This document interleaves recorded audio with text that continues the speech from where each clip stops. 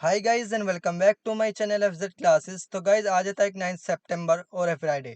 आज हम the Hindu newspaper का एनालिसिस करेंगे और इस न्यूज़पेपर में देखेंगे कि कौन कौन से आर्टिकल हमारे एग्जाम के पॉइंट ऑफ व्यू से इंपॉर्टेंट है, यानी कि कौन कौन से आर्टिकल हमारे सिलेबस से इंपॉर्टेंट है। तो चलिए बिना टाइम वेस्ट करे वीडियो को शुरू कर लेते हैं। सबसे पहले पेज पर तो नीट का रिजल्ट दिया गया है। सेकेंड पेज पर यानी कि फर्स्ट पेज पर जहाँ से आर्टिकल शुरू होते हैं वहाँ पर हमारे लिए क्या है, आज बहुत सारे आर्टिकल इंपॉर्टेंट हैं। जिसमें सबसे पहला आर्टिकल है India China troops disengage at LAC friction point in Ladakh. क्या हुआ है, इंडिया चाइना के जो ट्रूप्स है उन्होंने डिसंगेज मतलब होता है छुड़ा लिया आपस में, LAC line of actual control पर फ्रैक्शन पॉइंट लद्दाख में। Pull back begins from a patrolling point 15 in the Gogra hot spring area. Pull back देखने को मिला है, दोनों तरफ की आर्मी मिलिट्री पॉइंट से दोनों तरफ क्या हुए हैं, आपस में डिसंगेज हुए हैं। किस पॉइंट पर, गोगरा हॉट स्प्रिंग एरिया पर। Shanghai Cooperation the move comes ahead of the Shanghai Cooperation Organisation, इसके बारे में हमने कल डिस्कस कर लिया था। The sidelines of the summit the leaders have not spoken to each other since November 2019। अभी संघाई कोऑपरेशन की मीटिंग हुई है, उसके बारे में दिया गया है सब कुछ। 2019 meeting during the BRICS summit in a Brasilia and to beginning of the standoff in a Africa April 2020 में क्या देखने को मिला था, इनके बीच में स्टैंड ऑफ देखने को मिला था। अब इस आर्टिकल में हमारे लिए टैग क्या इंपॉर्टेंट है, गोगरा हॉट स्प्रिंग एरिया। तो चलिए इसे मैप में देख लेते हैं, ये कहाँ पर है मैप में। तो आपको ऊपर वाला एरिया जो है लाइन ऑफ एक्चुअल कंट्रोल के पास आपको हॉट स्प्रिंग एरिया और इसके पास ही आपको गोगरा देखने को मिल जाएगा। ये लाइन ऑफ एक्चुअल कंट्रोल है और इस साइड में क्या है, JNK के पास आपको देखने को मिल जाएगा पाकिस्तान ऑक्यूपाइड कश्मीर, ये ऊपर देखने को मिल जाएगा और इसके पास ही आपको लाइन ऑफ कंट्रोल भी देखने को मिल जाएगी। अब इसी पेज पे नेक्स्ट आर्टिकल देख लेते हैं, तो जो हमारे एग्जाम के पॉइंट ऑफ व्यू से इंपॉर्टेंट है। नेक्स्ट आर्टिकल क्या है, आप सब जानते होंगे। Longest reigning monarch of UK, UK की जो रानी थी एलिजाबेथ सेकंड, उनकी डेड हो गई है, वो उनकी डेड हो गई है। Charles third takes over says she was an Charles queen, Charles third क्या करेंगे, अब इनकी जगह लेंगे। Britain longest reigning monarch queen Elizabeth second died on Thursday at the age of 96। अब इसी पेज पर एक और आर्टिकल हमारे एग्जाम के पॉइंट ऑफ व्यू से इंपॉर्टेंट है, वो क्या है, SC फिक्सेस 3 की questions for examining EWS quota. ये आर्टिकल बहुत दिन से क्या हो रहा है, न्यूज़ में आ रहा है। इसको लेकर क्या देख लेते हैं, पहले इस आर्टिकल में पढ़ लेते हैं। A constitution bench led by the chief justice of India, जो भी बने हैं UU Lalit, on Thursday finalise 3 cardinals issues for examining whether the 103rd Amendment Constitutional Amendment Act which provide 10% quota to economic weaker section, यानी कि EWS के लिए क्या provide कराता है, वो 10% कोटा प्रोवाइड कराता है। अब EWS के बारे में पहले थोड़ा सा जान लेते हैं। तो इकोनॉमिक वीकर सेक्शन क्या है, एक इंडिया में है, is a sub category of peoples having an annual family income less than, जिनकी एनुअल फैमिली इनकम यानी कि साल की फैमिली इनकम देखने को मिल जाएगी 8 lakh, and who do not belong to the any category such as, जो बिलोंग नहीं करते SC ST OBC से इंडिया में, no to MBC in Tamil Nadu, Tamil Nadu में भी एक ट्राइब है, उससे भी वो बिलोंग नहीं करते। A candidate who does not fall under SC ST OBC and fulfils the EWS economic criteria are to be part of the EWS category. यानी कि सिंपल भाषा में ये बताया गया कि SC ST OBC से जो आदमी नहीं होगा वो EWS की कैटेगरी में आ जाएगा। अब इसके बारे में थोड़ी सी हिस्ट्री देख लेते हैं। On 7 January 2019 union council of minister approve A 10% reservation in government jobs. किसको, EWS के लिए 7 जनवरी 2019 में, इसको आपको याद रखना है, यूनियन काउंसिल ऑफ मिनिस्टर ने 10% रिजर्वेशन गवर्नमेंट जॉब में दिया था। एंड एजुकेशनल इंस्टीट्यूट्स में किसके लिए, EWS के लिए, इन द जनरल कैटेगरी में। The cabinet decided that this would be an over and above this existing 50% reservation for SC ST OBC category के लिए कितना दिया गया है, 50% reservation. On 8 January 2019 the constitution 124th amendment act bill 2019 को लाया गया था, जो कि रखा गया था लोकसभा में, lower house of the parliament of India है। लोकसभा क्या है, lower house of the parliament of India, और अपर हाउस क्या है, Rajya Sabha. And it was pass on the same day, और ये उसी दिन क्या हो गया था, पास हो गया था। The bill was pass by the upper house, Rajya Sabha से पास हुआ था 9 जनवरी को, यानी कि 8 जनवरी को इसको बिल को लाया गया था और 9 जनवरी को पास हो गया था। President Ramnath Kovind gave assent to the bill on 12 January 2019 में। रामनाथ कोविंद जो उस टाइम के प्रेसिडेंट थे, अब कौन सी प्रेसिडेंट आप कमेंट में बता सकते हैं, कौन अभी प्रेसिडेंट रिसेंटली बनी है, वो क्या है, वीमेन है। बिल ऑन 12 जनवरी 2019 में इसको क्या गया था, रामनाथ कोविंद ने इसको पास कर दिया था और एक गैजेट रिलीज हुआ था बिल पर, which turn into an law, जो कि फिर वो लॉ में बदल गया था। Coming into force on 14 January 2019 में इसको फोर्स में लगाया गया। The 103rd amendment of the constitution of India. कौन सा? 103rd amendment of the constitution of India. Amend articles 15 का 6 क्लोज एंड 16 का 6 क्लोज, इसको क्या गया था, अमेंड किया गया था of the constitution of India to permit 10% reservation to the EWS category के लिए, 10% रिजर्वेशन के लिए। A number of state cabinet approved the law and announced their intentions to implement the 10% EWS reservation. On 10 January 2019, Youth for Equality an NGO, Youth for Equality an NGO that opposes caste based policies, जिन्होंने क्या किया था कि caste based policies को oppose किया था, challenge the propose amendment at the supreme court of India में इस प्रपोज को चैलेंज किया था on grounds that it breaks the 50% reservation ceiling set by the same court. उसी कोर्ट से क्या हुआ है, किसी और को 50% मिल रहा है और हमको क्या दे रहे हो, 10% दे रहे हो। ये एनजीओ यूथ फॉर इक्वलिटी ने सवाल उठाया था। The group said it fully support EWS reservation but wants this to be done by converting the existing 27% OBC into an economic means tested no caste based quota instead। उन्होंने कहा था कि आप EWS को तो सपोर्ट कर रहे हो, लेकिन जो 27% ओबीसी के लिए कोटा है उसको आपको economic means test non caste based quota समझना पड़ेगा। Thus staying within the 50% cap set by the apex court, फिर अपेक्स कोर्ट ने इसको 50% पर रहने दिया। Conversely leaders of backward classes welfare group also approach the supreme court, यानी कि जो वेलफेयर ग्रुप थे बैकवर्ड क्लासेस के, उन्होंने भी अप्रोच किया सुप्रीम कोर्ट को, अपोज किया रिजर्वेशन फॉर ईडब्ल्यूएस ग्रुप के लिए, arguing that EWS group did not meet the reservation criteria। ऐसा क्राइटेरिया नहीं मिल पा रहा है EWS को जैसा कि OBC ST को मिल पा रहा है।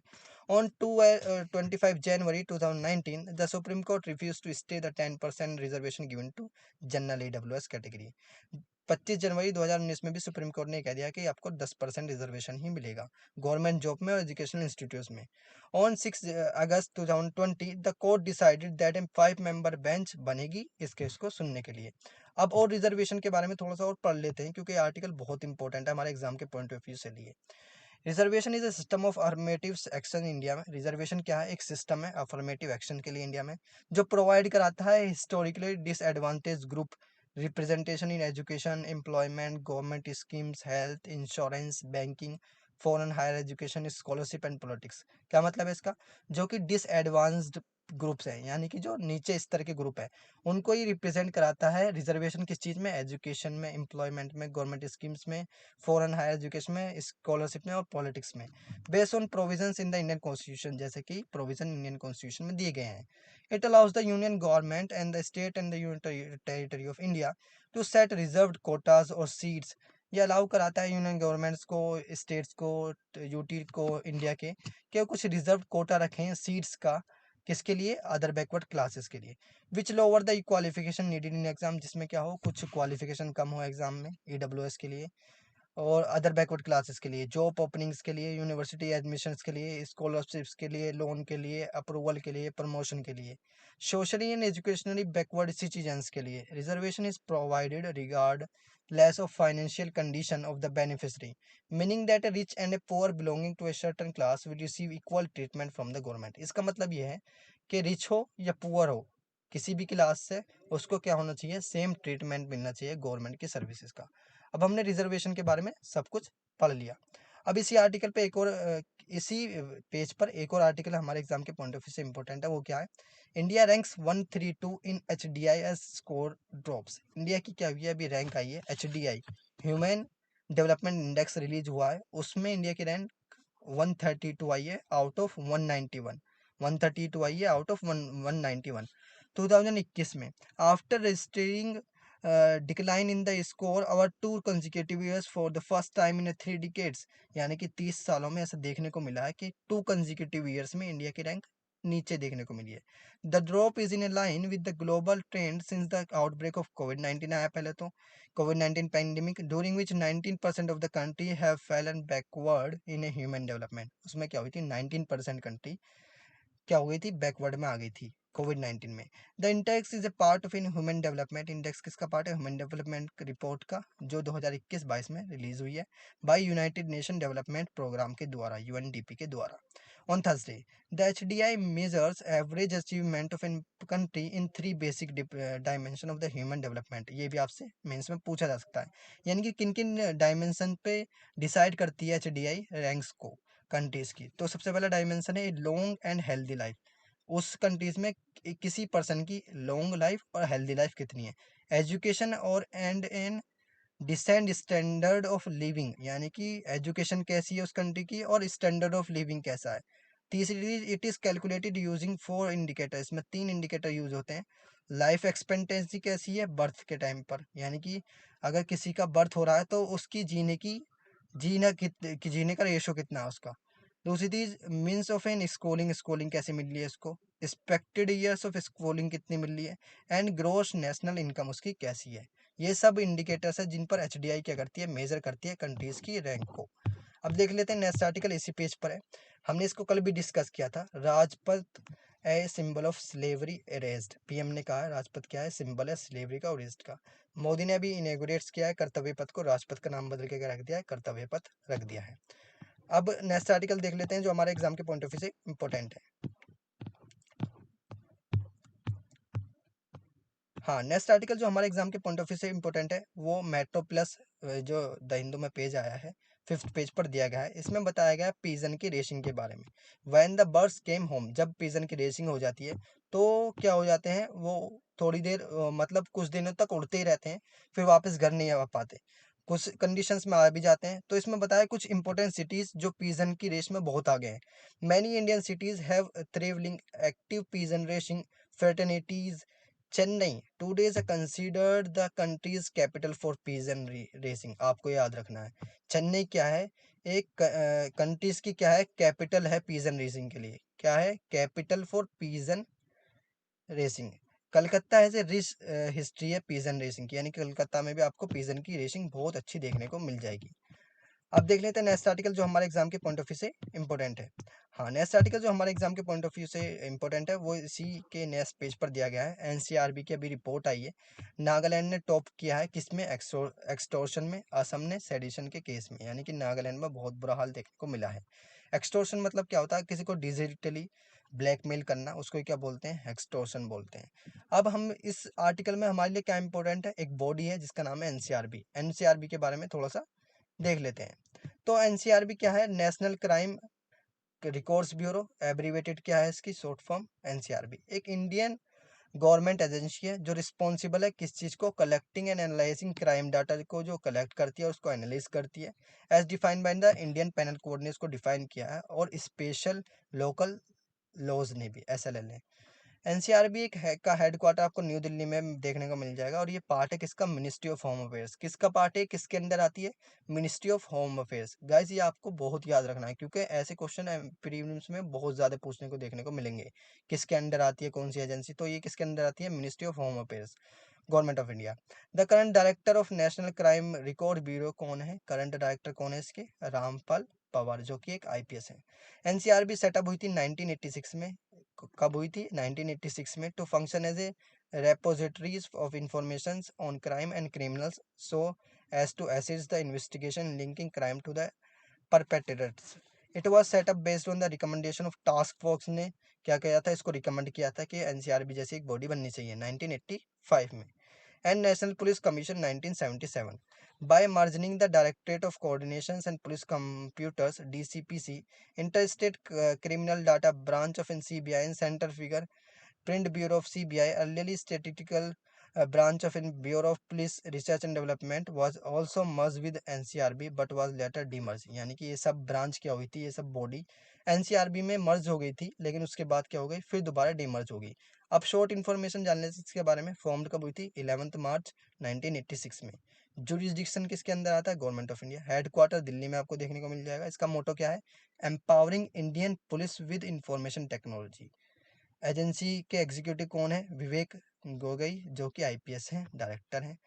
पेरेंट कौन है इसके, मतलब किसके अंदर आती है, और डिपार्टमेंट कौन से के अंदर आती है, मिनिस्ट्री ऑफ होम अफेयर्स। अब हमने NCRB के बारे में सब कुछ जान लिया। अब देख लेते हैं नेक्स्ट आर्टिकल जो हमारे एग्जाम के पॉइंट ऑफ व्यू से इंपॉर्टेंट है। तो इससे नेक्स्ट पेज पर ही एक और आर्टिकल हमारे एग्जाम के पॉइंट ऑफ व्यू से इंपॉर्टेंट है, वो क्या है, Orissa government cancel shrimps culture leases inside Bhitarkanika, यानी कि उड़ीसा गवर्नमेंट ने अभी श्रिम्प कर दिए हैं सारे के सारे कल्चर्स को जो लीज पर दिए गए थे भितरकनिका में। Eco sensitive nature of land ignore, यानी कि इको सेंसिटिव जो नेचर है लैंड का इग्नोर कर दिया गया है। अब इस आर्टिकल में हमारे लिए क्या इंपॉर्टेंट है, भीतरकनिका वाइल्ड लाइफ सेंचुरी की लोकेशन और इसके बारे में थोड़े से फैक्ट। तो भीतरकनिका नेशनल पार्क के बारे में पहले थोड़ा सा जान लेते हैं। एक 145 kilometre square large national park है north east Kendrapara district Orissa में। कहाँ पर, उड़ीसा में, इन ईस्टर्न इंडिया में। ईस्टर्न इंडिया मतलब साउदर्न इंडिया में आपको, या ईस्टर्न इंडिया में ही देखने को मिल जाएगा। इट वॉज डेजिग्नेटेड ऑन 16 सितंबर 1998 में आया था and obtain the status of Ramsar sites में भी क्या है आपको भीतरकनिका देखने को मिल जाएगी। आप कमेंट में बता सकते हैं कि अब टोटल हमारे पास कितनी रामसर साइट्स हो गई हैं, क्योंकि रामसर साइट भी अगर न्यूज़पेपर में आगे आएगा तो हम उसको भी कवर कर लेंगे, क्योंकि रामसर साइट भी बहुत इंपॉर्टेंट है हमारे एग्जाम के पॉइंट ऑफ व्यू से। तो रामसर साइट में कब ऐड हुई थी ये? रामसर साइट दरअसल वो होती हैं जो कि छोटे छोटे तालाब होते हैं, उनको क्या कर दिया है, वेटलैंड जो होते हैं उनको रामसर साइट में ला दिया जाता है। तो रामसर का मतलब क्या है, रामसर जो ईरान में एक सिटी है वहां पर एक कॉन्फ्रेंस हुई थी, इसलिए इसका नाम रामसर रख दिया गया। तो ये रामसर साइट में कब हुई, ऐड हुई 19 अगस्त 2002 में। The area is also been designated as a second Ramsar site of the state after the Chilika lake. क्या सेकंड रामसर साइट है स्टेट की, उड़ीसा की, चिलिका लेक के बाद। It is surrounded by the Bhitarkanika wild life sanctuary से क्या है, सराउंडेड है, which spread over 672 kilometre square. Gahirmatha beach and marine sanctuary are to the east. इसके इसमें आपको घरी माता बीच और मराइन सेंचुरी भी देखने को मिल जाएगी। Separating swamp region and mangroves from the bay of Bengal. Bay of Bengal से क्या है, इसके पास मैंग्रोव्स है।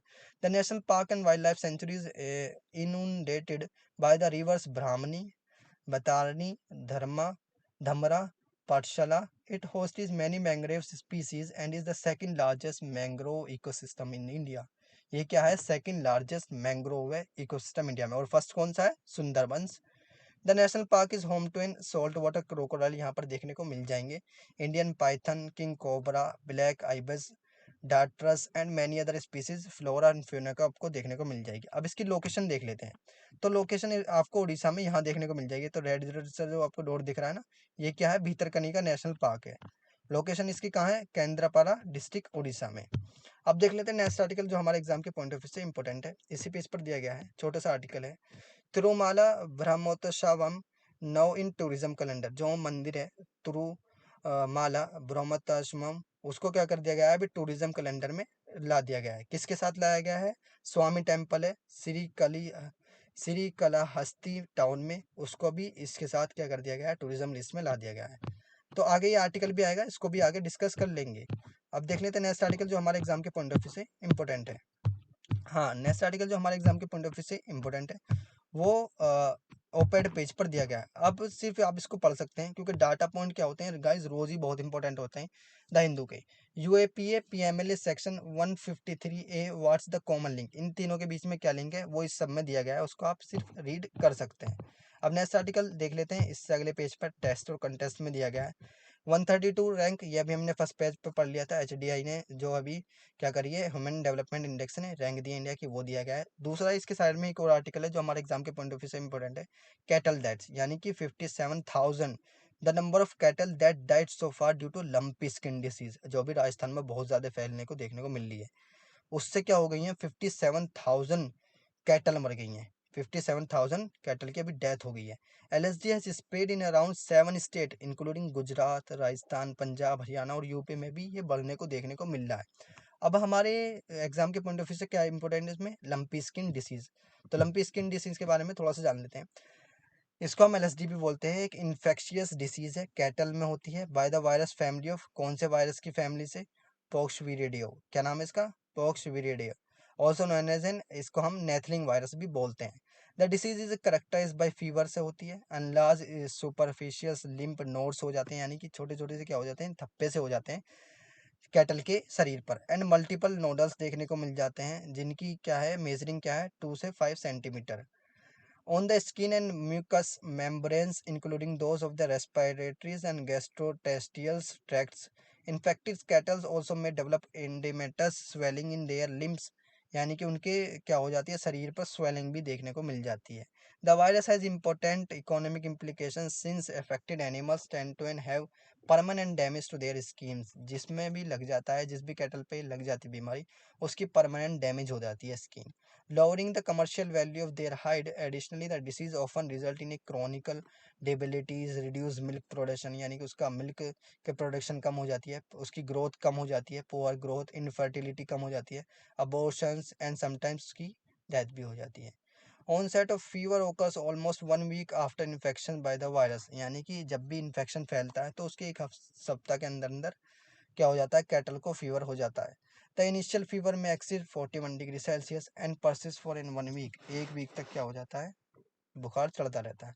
At this time all of the superficial limbs nodes become enlarge, the nodules in which the disease is characterized by appear 7 to 19 days after virus inoculations, coinciding with the appearance of the nodulars, discharge from the eyes and nose become mucopurulent, इससे क्या हो जाती हैं, बहुत ज़्यादा थप्पे से पड़ जाते हैं नाक पर भी और मुंह पर भी। The nodular lesions involves the dermis and the epidermis but may extend to the underlying subcutis और इवन टू द मसल्स में भी फैल जाती है। This lessons occurring all over the body but particular in the head, सिर पर, गर्दन पर, उधर स्कोर्टम्स, वोल्वो और पेरिनियम में भी फैल जाती है, बुरी तरीके से फैल जाती है।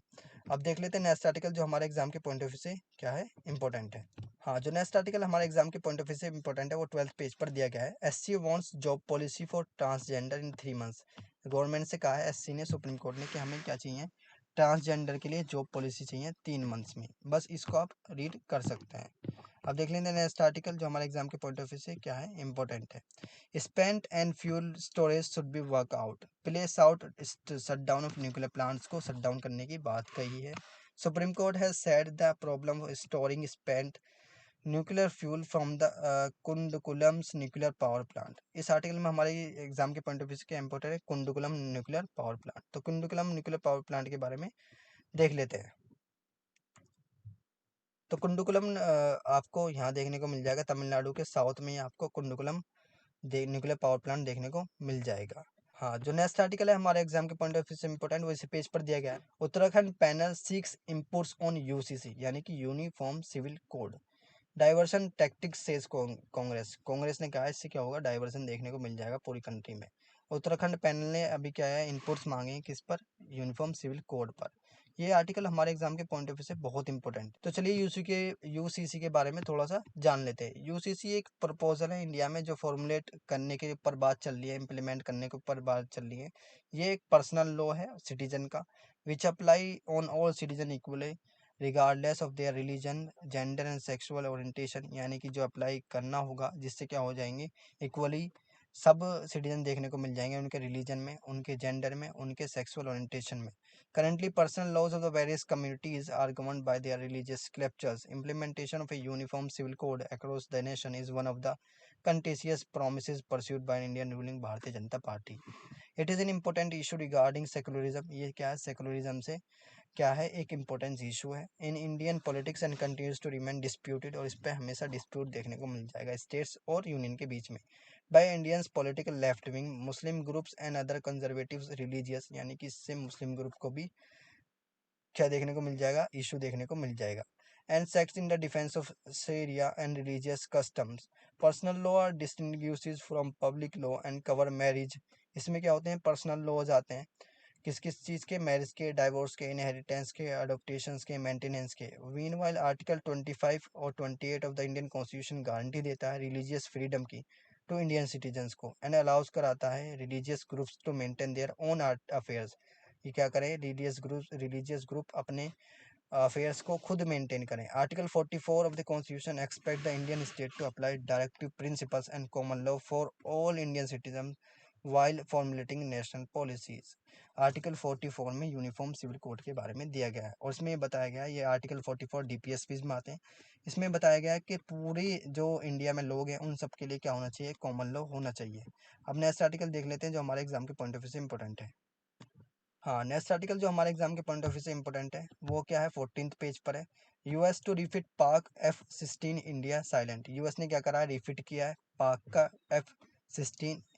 Pakistan F-16 fleet was last seen in action against Indian jets over Kashmir, यानी कश्मीर के ऊपर ये उड़ा था। इंडिया इस पे क्या है, अभी साइलेंट है। तो ये न्यूज़ क्या होगी, कल भी आएगी, तो हम इसको कल डिटेल में डिस्कस कर लेंगे।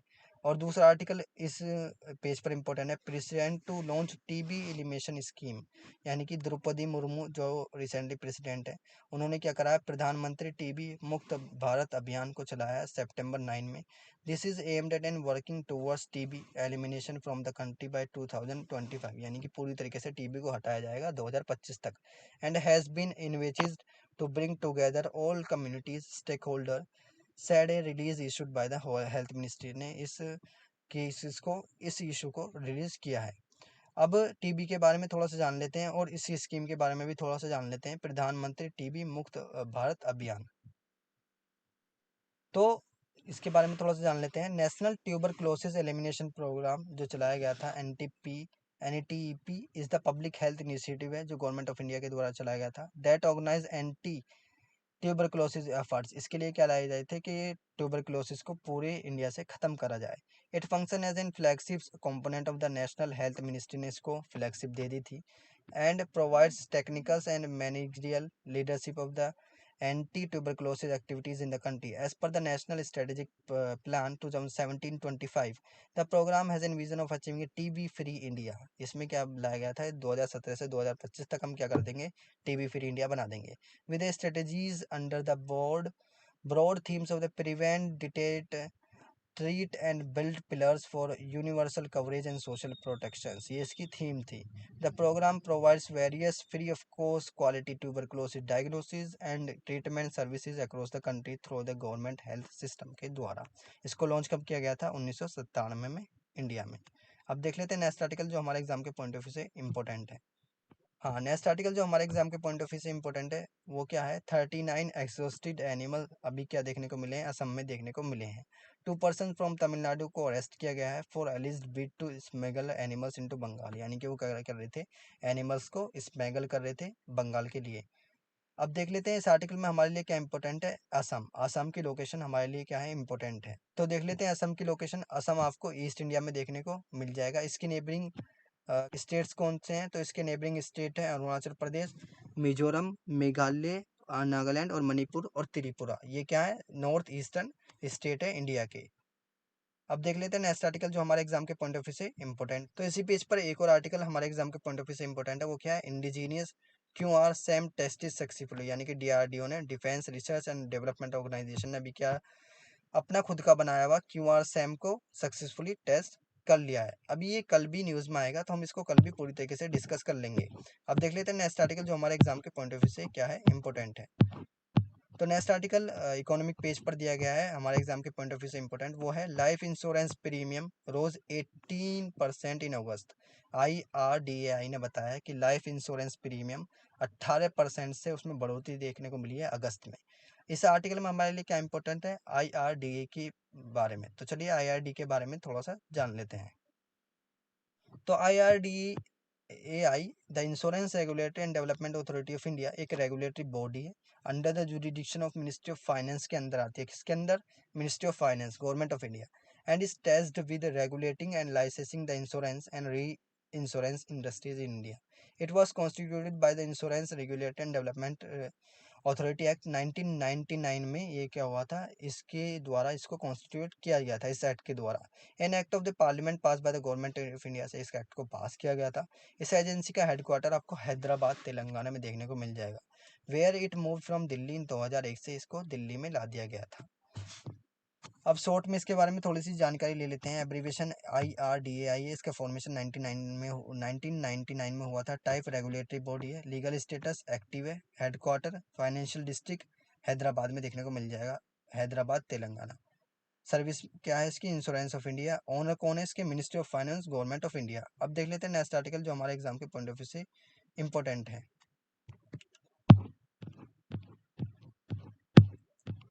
तो गाइज ये आर्टिकल थे जो आज हमारे एग्जाम के पॉइंट ऑफ व्यू से इंपॉर्टेंट थे। वीडियो अच्छी लगे तो वीडियो को लाइक करें एंड चैनल को सब्सक्राइब करें।